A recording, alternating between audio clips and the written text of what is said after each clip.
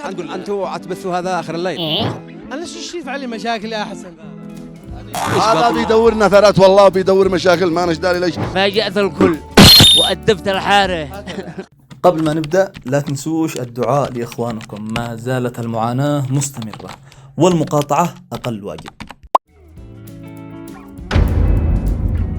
السلام عليكم ورحمة الله وبركاته، أهلا وسهلا في حلقة جديدة ويوم جديد. حلقة اليوم مميزة مختلفة، وبحكم الانقطاع رجعنا لكم بشيء قوي وباستمرار بإذن الله. حلقة اليوم غرضها ترفيهي بحت. طبعا الله يسعد كل الأسر المزوجين، الله يسعدكم إن شاء الله. غرض الحلقة مش نهائيا خراب البيوت. السؤال بيكون إذا كنت مزوج الأولى وناوي تتزوج الثانية، كيف بتوصل الفكرة للأولى؟ أنا متأكد من نجوم اليمن، لأن الحلقة مميزة مع نجوم ومشاهير اليمن، بتكون إجابات رهيبة جدا. خلونا مع بعض بإذن الله بنستمتع ونضحك. اشتراك، لايك، وانشر الحلقة في كل مكان. هذه الحلقة برعاية شركة سودا للهواتف الذكية، صنعاء، شميلة، ركن بينون، تحت مطعم دار السلطان. نجم الإخراج الأول الرهيب المبدع ترند العالم وليد العلوفي، نورت القناة. طيب وليد العلوفي كما عهدناه صريح، إنسان أبيض ما يعرفش رمادي أبيض، ولأنه صريح اليوم في حلقة اليوم لازم نسمع منه إجابة بكل صراحة. الأستاذ وليد العلوفي مزوج واحدة الله يسعدهم، لو فكرت تتزوج الثانية إيش بتقول لزوجتك الأولى؟ بقول لها ما اقول لها، اقول اشهد ان لا اله الا الله واشهد ان محمدا رسول الله.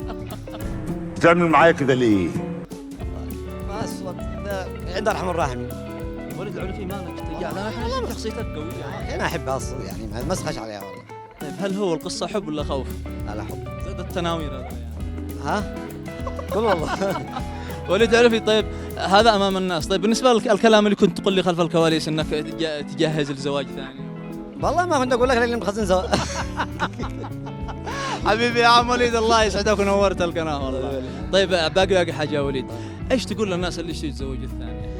اقول لهم اللي قلبه قوي وجسمه يستحمل الحراره تزوج. ليش حرارة؟ عشان تنور. صالح العولقي مقناص نجم الدراما اللي اكتسح العالم. اللي سرق الغنم من اللي سرق الغنم؟ انا. اعترفوا. انا اللي سرقت الغنم. طيب نشوف هذه الهنجمة وهذا البدوي الصاخب العميق الوحش، لو تزوج الثانية كيف بيوصل الأولى؟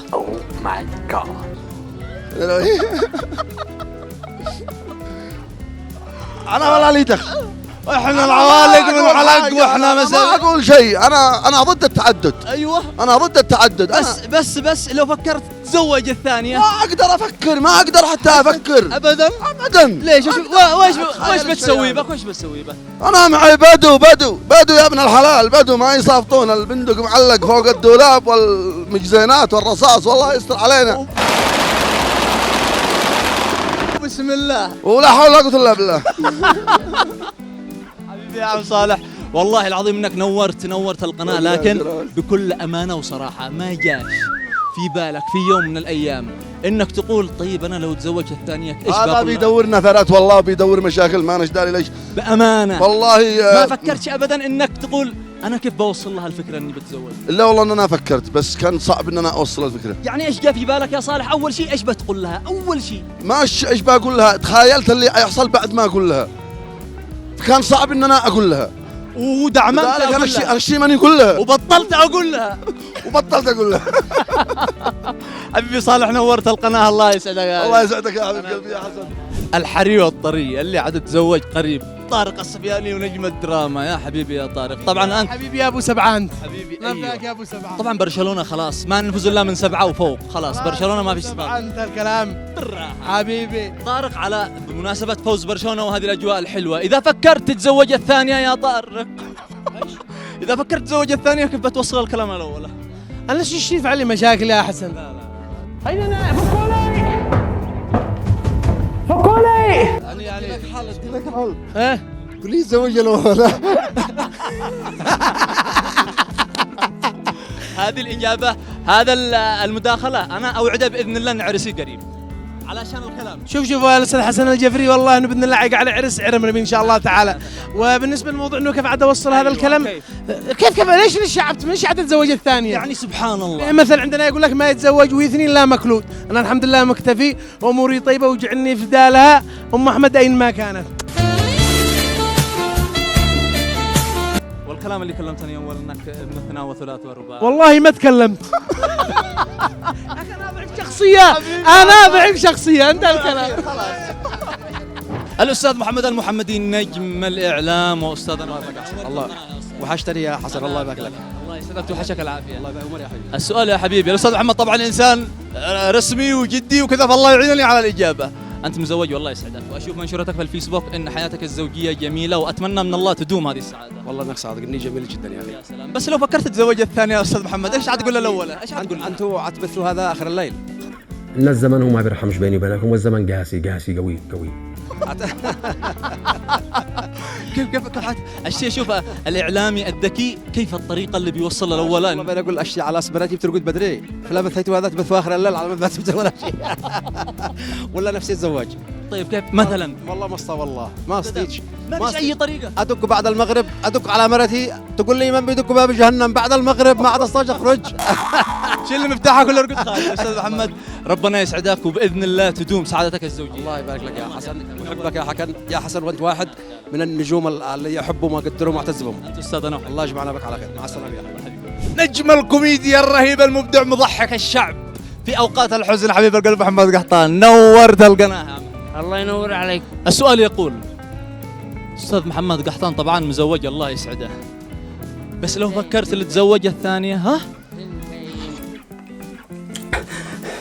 مو هذا الفعل، ما فعلت.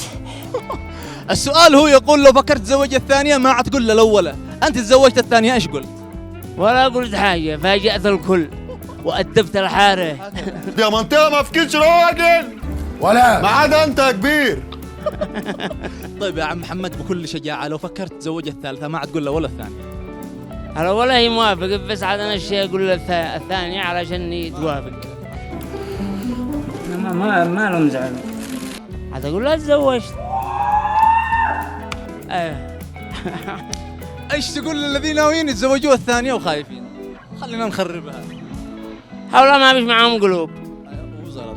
ما بيش قلوب، سهل الزلط. هو اهم شيء القلب. ما أهم شيء القلب يدوس. والله. انا ما اتدخل، شو بينصحكم كلكم تزوجوا. معي مدير شركة سودا للهواتف الذكية اليوم. شوف يا حبيبي، اليوم أجواء افتتاحية ومناسبة جميلة، لكن ندخل معك في الموضوع مباشرة. أنت مزوج صح؟ نعم. الله يسعدكم، بس لو فكرت تتزوج الثانية كيف بتوصل الفكرة الأولى؟ طبعا زوجتي الثانية وعملي وهدفي ونجاحي، هذه زوجتي الثانية. طيب لو فكرت تتزوج زوجها الثانية الحقيقية ايش بتقول الأول؟ ما بفكر. سكان يمين. لا ما سكان يمين. ما يجمع الله أمرين في جوفه، يعني ما يجتمعش الهدف والزواج معا، يعني خصصنا الله لشيء والهدف، والله مقتنع اني امشي بعد هدفي. عندي احساس لو فكر يتزوج الثانيه ولا شيء لا تندع له دعوه تدمر شركته. لذلك مشي حاله بالستر. الله يسعدك يا حبيبي، مشكور. الله يستر حبيبي. وصلنا الى نهايه وختام حلقه اليوم، على امل اللقاء بكم ان شاء الله في حلقات جايه، مقالب، تحديات والعديد من الافكار المتنوعه. اقول لهم يا صدري اشتركوا اكيد، اشتركوا في قناه حسن الجفري واعملوا لايك سبسكرايب. هذا اللي يقولوا يا عمي لما تجيب المخرج يكون طعمها ثاني. خلونا نشوفكم بنوصل لايكات، وفي امان الله.